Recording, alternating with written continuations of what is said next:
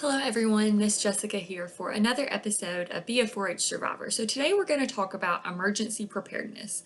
Not something that's typically on our minds until disaster strikes. So it's something that we want to plan ahead for, make sure that we have provisions, we have a plan, we have everything laid out just in case. Now we hope that we'll never have to use these things, but it's better to be safe than sorry. So all the information that I'm bringing to you today is from ready.gov/plan. So it's the government site for the best resources, information, and research on how to plan ahead in case an emergency.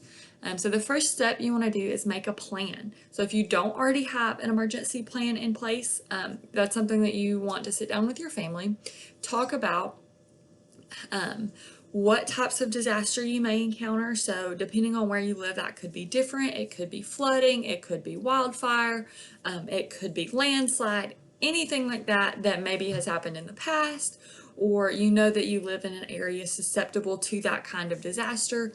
You will want to be specific when you make your plan for that specific emergency. So step one, when putting your plan together, some questions to think about are how you will receive emergency alerts and warnings, what's your shelter plan, where are you going to go, what evacuation route will you take, what's your backup evacuation route, what is your family going to do? Are they all going to be on the same page so that if something happens, everybody knows exactly what to do? What's in your emergency preparedness kit, which we'll talk about that in a minute. So with the new recent things of coronavirus, we may need to add to a kit if you already have a kit, or you may need to think about those things going ahead when you plan. So step two, as you're planning, is consider the specific needs of your household. So that could be medications, it could be disabilities, it could be dietary needs, anything that would make it hard for your family that you maybe have to plan for on a daily basis. You'll also want to take that into consideration when making your emergency plan.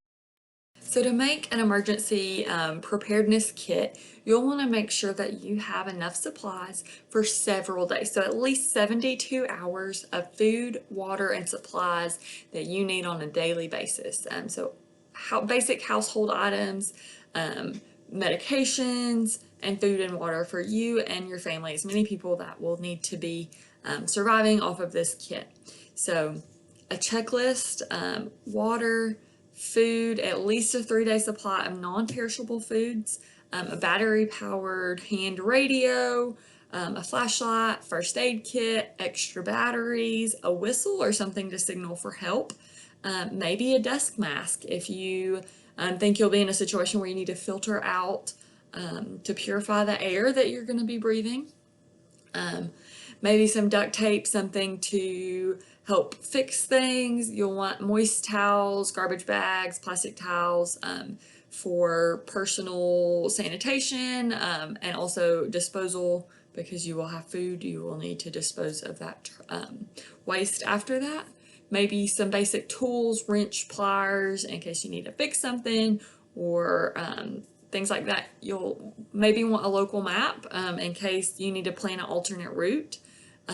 Cell phone chargers with a backup battery if that's available, some type of alternate power source.